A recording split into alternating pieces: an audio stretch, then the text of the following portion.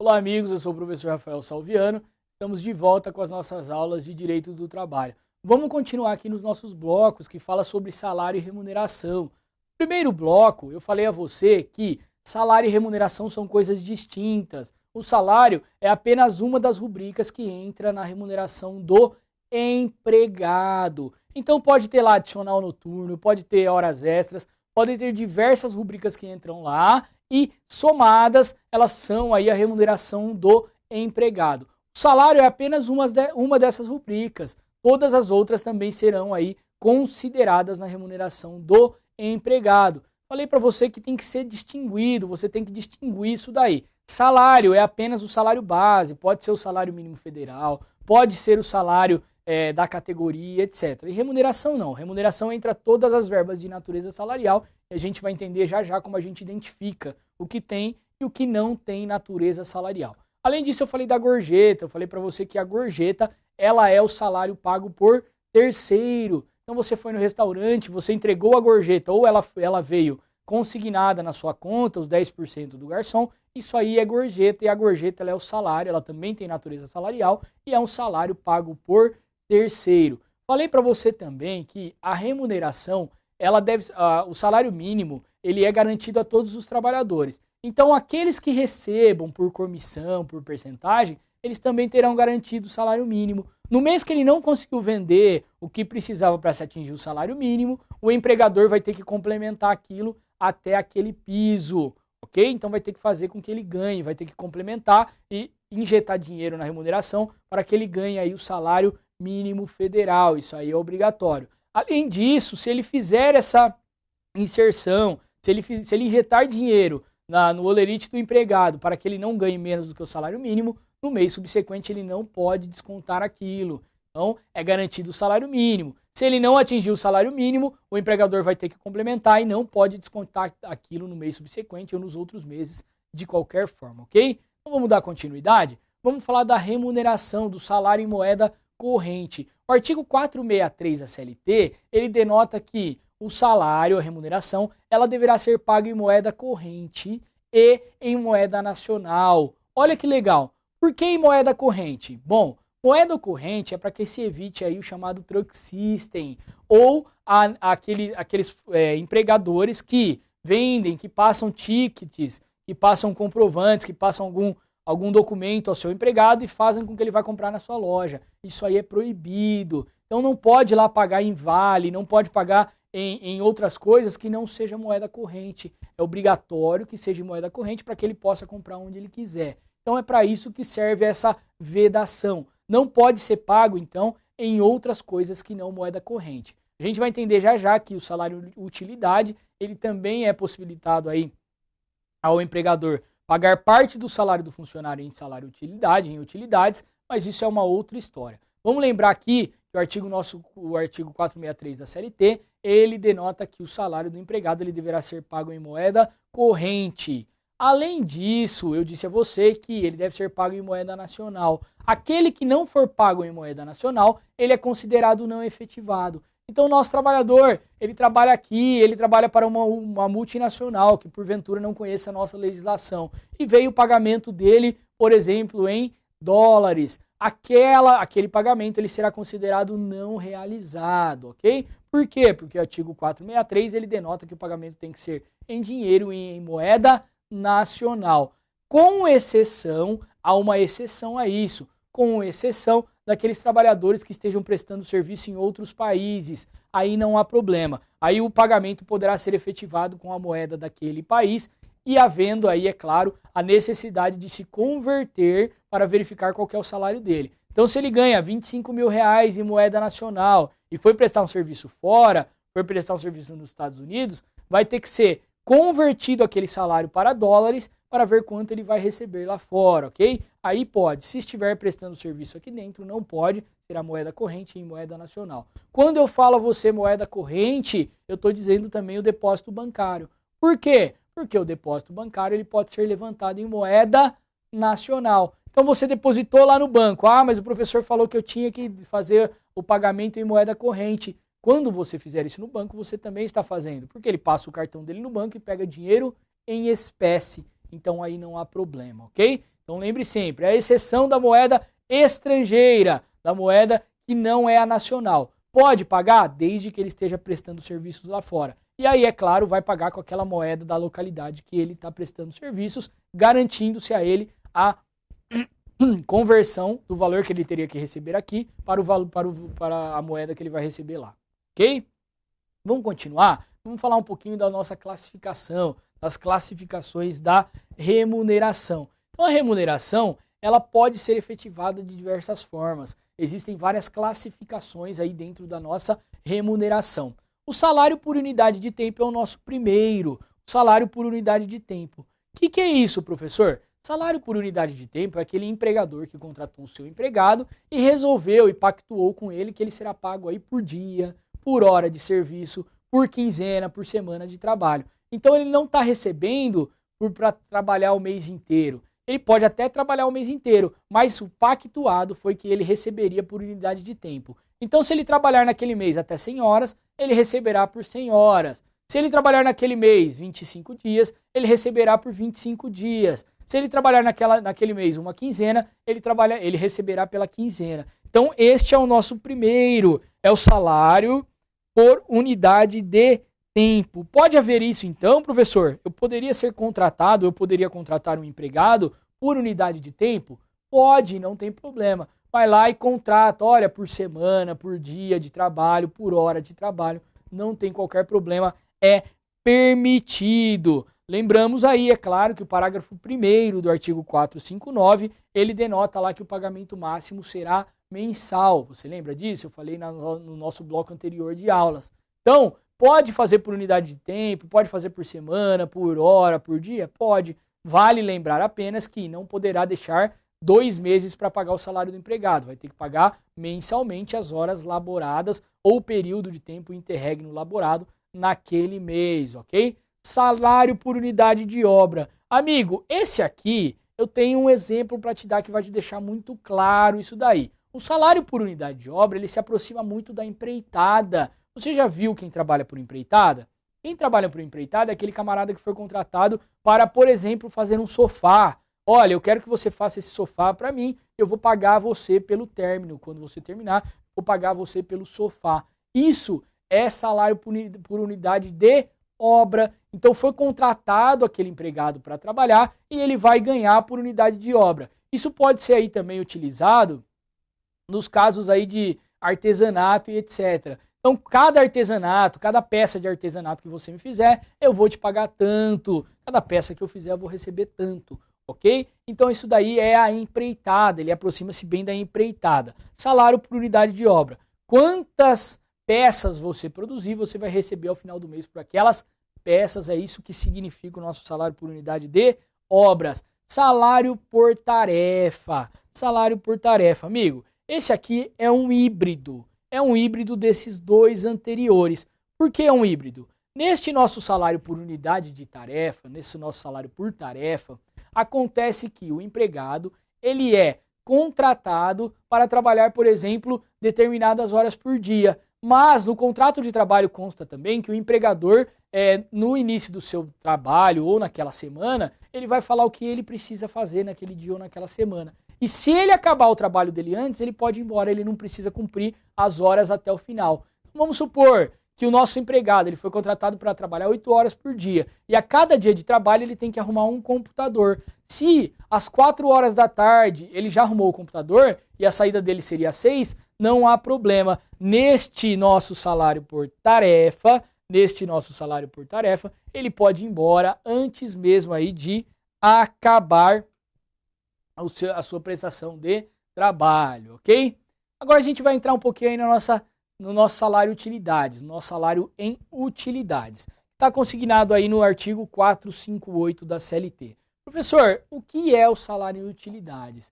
Você já deve ter ouvido falar aí também do salário em natura, que é aquele salário pago em coisas ao empregado e não em moeda corrente. Eu falei para você que em regra tem que ser pago em moeda corrente, mas essa é a nossa exceção.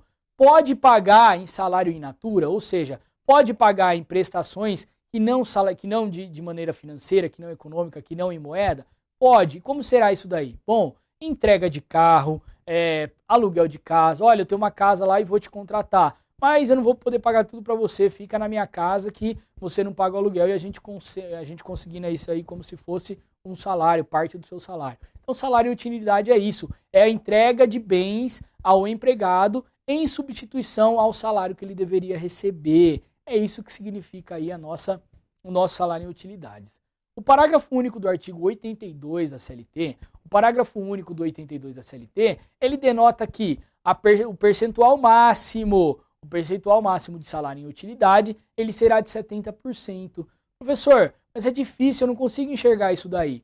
Bom, isso existe muito na zona rural. Na zona rural, o nosso empregado, ele mora às vezes na fazenda, ele mora por vezes naquela fazenda. E aí ele recebe lá a casa para ele morar, ele recebe a alimentação do empregador, ele recebe leite, ele recebe várias coisas do empregador. Então isso aí é salário em utilidades. Salário em utilidades, ele pode até ser pactuado, mas o empregado deverá receber no mínimo 30% de sua remuneração em moeda corrente, em dinheiro. Então o salário em utilidade ele tem um limite. Pode entregar até 30% do salário em utilidades, mas 30% obrigatoriamente terá que ser pago em dinheiro, ok? Ah, o aluguel é tanto, o carro que eu te entreguei é tanto, a comida que eu te entrego é tanto, mas não pode passar de 70%.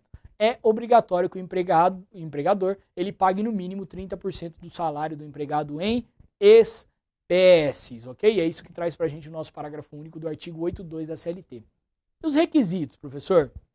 A gente falou bastante já de verba de natureza salarial. Eu falei para você que as verbas de natureza salarial elas geram reflexos. Eu falei para você que as verbas de natureza indenizatória elas não geram reflexos. E como eu faço para identificar isso daí? Eu preciso identificar isso daí numa prova? Precisa. Por quê? Porque às vezes ele joga lá um enunciado e fala de determinada verba e fala de determinada rubrica da remuneração do empregado e pergunta a você, isso aí vai gerar reflexo no aviso prévio? Isso vai gerar reflexo nas horas extras? Isso vai gerar outros reflexos? E você vai ter que entender como você vai fazer para diferenciar o que tem ou não natureza salarial, ok? Então vamos começar aqui com a habitualidade. Esse é o nosso primeiro requisito para que se reconheça a verba de natureza salarial. É a habitualidade. O que ocorre de uma vez só, pontualmente, não pode ser considerada verba de natureza salarial. Eu vou te dar um exemplo. Você deu uma gratificação, você recebeu uma gratificação do seu empregador. E aí, foi uma vez só que aconteceu aquilo. Ele estava precisando do incentivo e você verificando aquilo que ele precisava daquele incentivo, você deu uma gratificação a ele por algum fato, ou para melhorar as prestações de serviço dele, ou para contraprestar exatamente por algum serviço que ele prestou.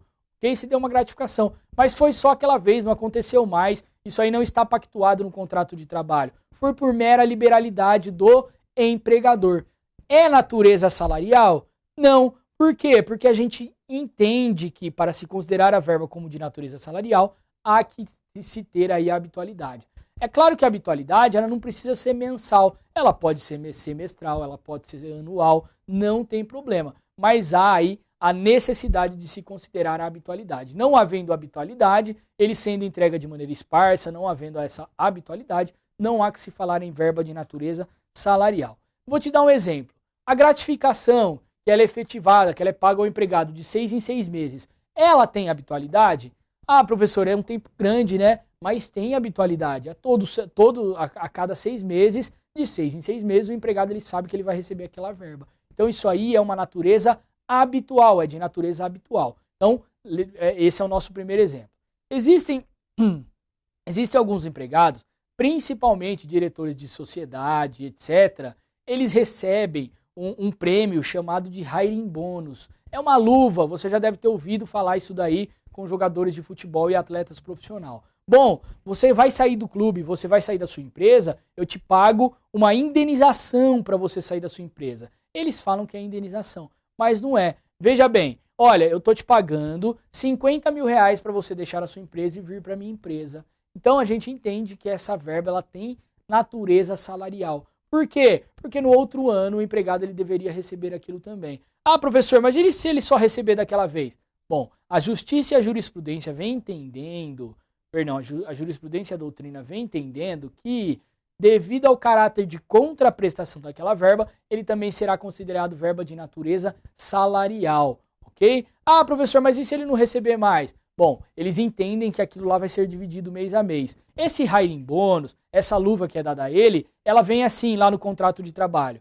Durante um ano, pelo menos, você vai ter que prestar serviço pra gente. Eu vou te pagar para você sair da sua empresa, eu vou trazer você para cá, mas pelo menos durante um ano você vai trabalhar pra gente. Isso aí vai ser obrigatório. O que o juiz pensa? Bom, então divide aqueles 50 por mês e ele está ganhando, ele está antecipando uma remuneração para o empregado vir para cá. Mas não deixa de ter o caráter da habitualidade, ok? Então lembre bem. Bom, na base, nos nossos concursos mais tranquilos, temos que lembrar se estamos olhando para aquela remuneração, ela é habitual? A historinha contou pra gente que ele recebeu, que ele recebe de 6 em 6 meses, que ele recebe de ano em ano, que ele recebe a cada trimestre. Ela contou essa história pra gente, a questão está contando essa história pra gente, identificamos a habitualidade, é o primeiro elemento. O segundo, gratuidade. A gratuidade, ela denota que não pode ser cobrado do empregado aquela prestação. Ou seja, se ele entregou aquilo lá de forma gratuita, não há que se falar aí em natureza salarial. Por quê, professor? Essa eu não entendi.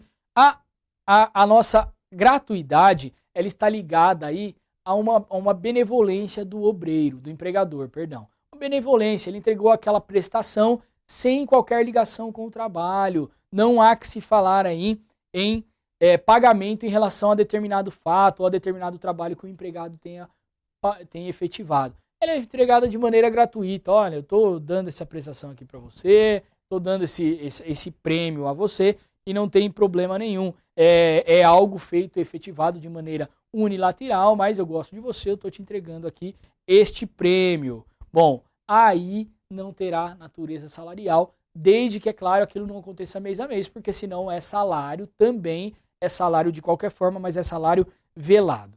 A gratuidade, ela também está ligada aí à cobrança do empregador em relação a determinada prestação. Por exemplo, um exemplo para te deixar isso aí bem claro. Eu contratei um empregado e eu tenho uma casa que está lá parada. A casa, o aluguel da casa, ela é de em média R$500. E eu entreguei aquilo a ele. Eu falei, olha, mora lá e parte do seu salário será descontado. Quando eu falei que parte do salário será descontado, há que se falar aí em verba de natureza salarial? Olha só o exemplo que eu estou te dando. Falei, trouxe para você. Ele receberá lá R$1.000 por mês, mais R$500 que será devido aí em relação àquela casa que eu dei para ele, que eu passei para ele. Isso aí terá natureza salarial. Por quê? Porque é uma prestação in natura. Essa é prestação in natura. Agora, se eu falei para ele, mora lá na casa, fica tranquilo, eu vou te pagar R$1.500 e você me paga R$300 de aluguel por mês. Isso não tem nada a ver com o nosso contrato de trabalho. Neste caso, ela será considerada verba de natureza salarial? Não. Por quê? Porque não há gratuidade. Não foi entregue para descontar do salário. Ele vai ter que me pagar aquilo lá. Ele vai ter que pagar por outras vias, eu vou gerar um boleto, existe um contrato. Aí não. Aí não há gratuidade. Não havendo gratuidade na entrega daquelas utilidades, aí ela não pode ser considerada verba de natureza salarial. Lembra sempre disso daí. Habitualidade e gratuidade. Se o empregador ele cobrar do empregado aquela prestação, aquela utilidade que ele entregou a ele, perde a natureza salarial, ok? A gente vai entender lá na frente, quando a gente falar de horas em itinerário, que existe uma exceção. Mas, em regra, se ele entregou e cobrou do funcionário por aquela entrega, não há natureza salarial. Um outro exemplo, existe um carro na empresa. O empregado ele não tem carro. Posso conceder o carro a ele? Posso ceder o carro a ele? Não tem nada a ver com a prestação de trabalho. Só estou cedendo a ele esse carro, um benefício. Pode, fica à vontade. Se eu cobrar o aluguel mensal dele, não há que se falar em verba de natureza mensal, de natureza salarial. Se eu cobrar uma mensalidade dele pelo uso do carro, R$200 por mês, não há que se falar em verba de natureza salarial. Então, o primeiro é a habitualidade, o segundo é a nossa gratuidade na prestação, ok? Vamos continuar? Vamos falar agora do critério do para e do pelo. Isso aí, amigo, é uma coisa que a gente criou aí e algumas pessoas já vêm ensinando dessa forma para a gente conseguir separar uma da outra, para a gente falar o que é verba salarial e o que não é verba salarial. Vamos lá. Para. Bom, Se você estiver olhando para aquela verba, ele contou uma historinha para você e pediu para você identificar se aquela verba ela tem natureza salarial ou não tem, você faz a pergunta: essa prestação, isso que foi entregue ao trabalhador, ele é para o trabalho ou ele é pelo trabalho? Para o trabalho. Olha só, eu sou advogado, trabalho como advogado, e o meu escritório me deu um computador que é para eu trabalhar, é para que eu exerça a minha função. Então olha que legal, se eu não tiver aquele computador, eu vou trabalhar de maneira mais lenta, eu não vou satisfazer as necessidades do meu empregador. Então aí eu estou dizendo que o computador ele foi entregue para que eu trabalhe. Este é o primeiro.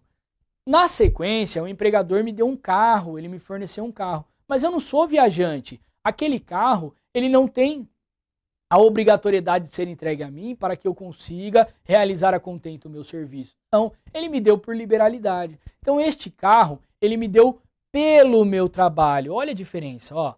Para trabalhar, eu sou viajante, eu preciso de um carro. Aí é outra situação. Aí você aquele carro é para que você trabalhe. Agora eu não sou viajante, eu sou advogado, eu fico o dia inteiro no escritório. Por que ele me deu aquele carro? É uma contraprestação, é um pagamento pelo meu salário. Então você tem que fazer essa diferença. Se for para trabalhar, se for para o trabalho, não há, se for para o trabalho, não há que se falar em verba de natureza salarial. E se for pelo trabalho, aí entra como salário, porque ele me entregou aquele carro pelos serviços que eu presto a ele, ok? Então lembre desta diferenciação. É uma bitolinha, é necessário que você lembre isso daí nas provas, quando pedir para diferenciar uma verba de natureza salarial de uma verba de natureza indenizatória, ok? Olha lá, para o trabalho, ele me deu este equipamento de proteção, ele me deu essas luvas, ele me deu até o carro, pode ser, para que eu trabalhe, porque eu sou viajante.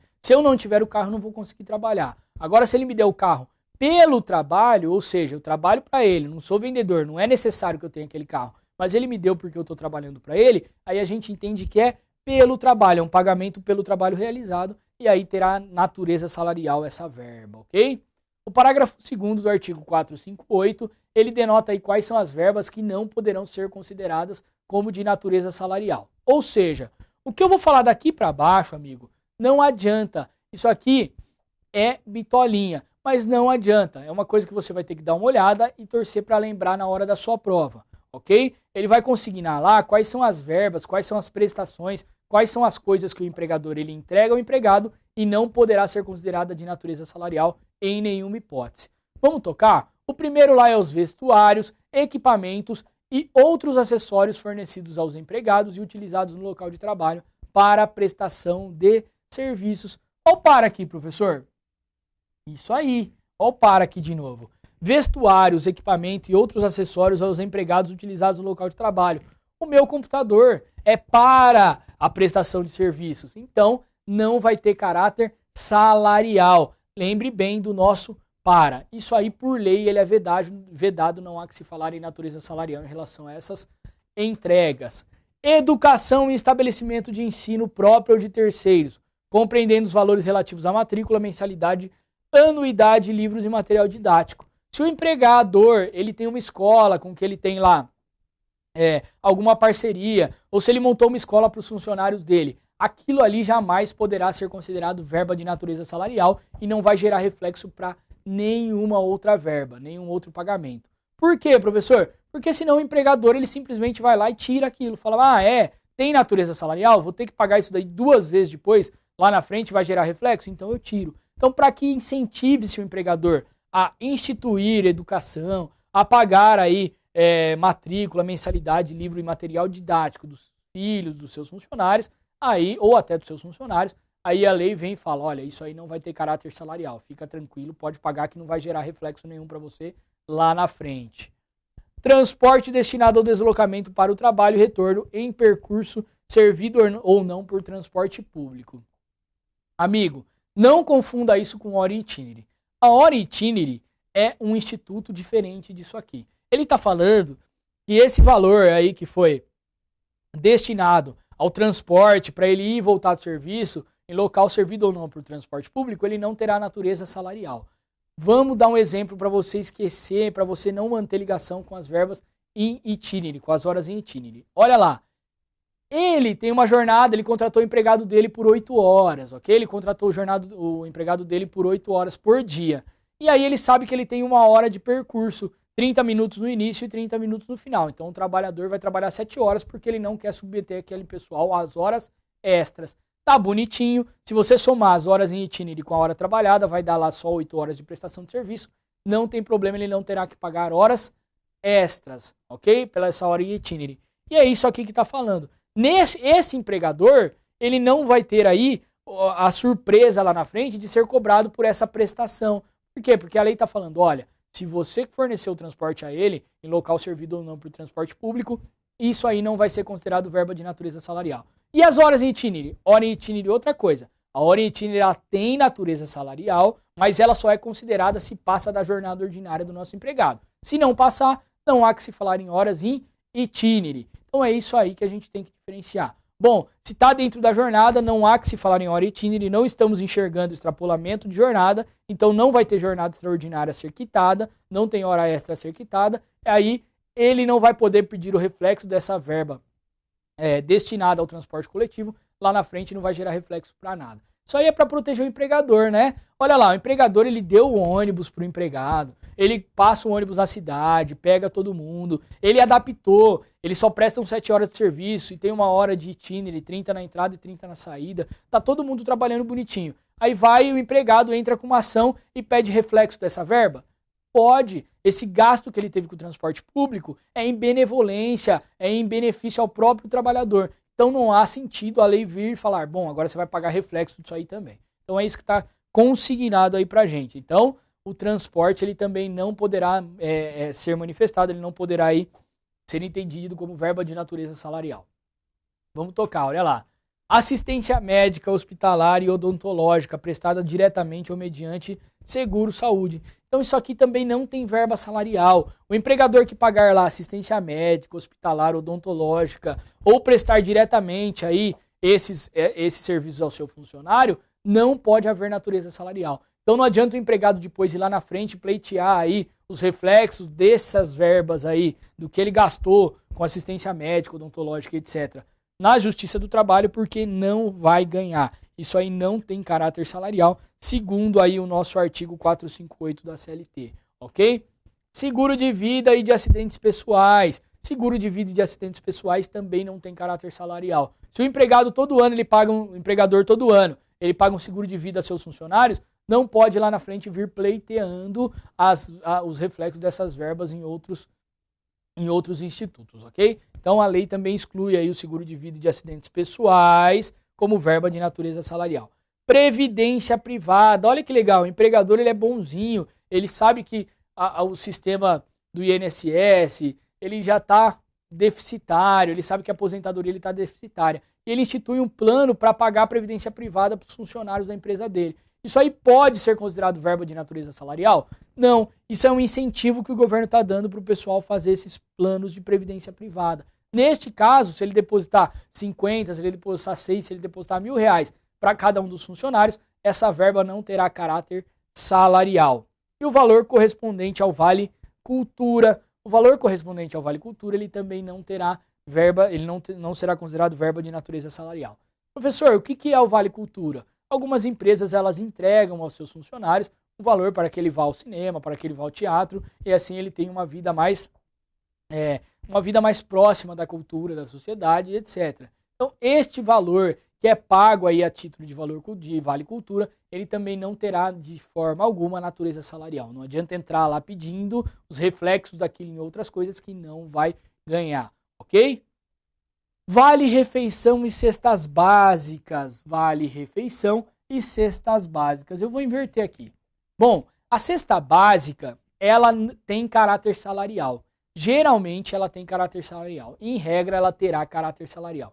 E quando ela não terá caráter salarial, professor? Ela não terá caráter salarial se estiver escrito na convenção coletiva da categoria ou no acordo coletivo que ela é indenizatória. Se isso não estiver escrito, ela terá natureza salarial e se os reflexos não forem quitados do empregador ao empregado, ele terá que quitar isso daí lá na frente, ok? Então lembre disso daí. Cesta básica tem caráter salarial. Se tiver escrito na convenção coletiva, no acordo coletivo, que ela não tem caráter salarial, que ela tem caráter meramente indenizatório, aí não tem problema, ela não vai gerar reflexo nas outras verbas lá na frente, ok? E o vale-refeição, professor? O vale-refeição, ele também, em regra, terá natureza salarial. Então, em regra, o vale-refeição, ele também, o ticket-refeição, aquilo que é entregue do empregador ao empregado, para que ele se alimente, etc., ele também terá caráter salarial. Entretanto, se a empresa ela se inscrever no PAT, no Programa de Alimentação do Trabalhador, que é a Lei 6.312 de 76, aí exclui-se essa natureza salarial do vale-refeição e aí não vai gerar reflexo nas demais verbas de natureza salarial, ok? Então, lembre bem, cesta básica, natureza salarial, se tiver na convenção coletiva, acordo coletivo que é indenizatório, não tem problema. Vale-refeição. Vale-refeição, em regra, também terá natureza salarial. Mas se a empresa estiver inscrita no programa de atendimento ao trabalhador, de alimentação ao trabalhador, daí sim exclui-se a natureza salarial dessa verba, ok? Não tem natureza salarial o vale-transporte. O vale-transporte, amigo, por lei, ele já não tem natureza salarial. Já é consignado na própria lei do vale-transporte que ele não terá natureza salarial. Mesmo porque a gente tem aí que o empregador ele poderá descontar até 6% do salário do funcionário a título de vale-transporte. Então ele é gratuito, a gente falou que se tiver gratuidade ele terá natureza salarial. E se não tiver, não é gratuito, ele pode cobrar aí até 6% do seu empregado em relação ao vale-transporte. Então aí ele não terá natureza salarial, isso é um detalhe também. Vale-transporte não tem natureza salarial. Por quê? Porque é para ele ir trabalhar, não é? Vamos fazer um teste aqui? Olha só, vale-refeição e cesta básica. É para ele trabalhar? Não, né, amigo? É pelo trabalho. Ó, você está trabalhando comigo, legal, vou te dar essa cesta básica. Então é pelo trabalho. Vale-transporte é pelo trabalho? Não, vale-transporte é para que você venha trabalhar. Se é para, não tem natureza salarial. Viu como enquadra esse nosso raciocínio de para ou pelo? Para o trabalho.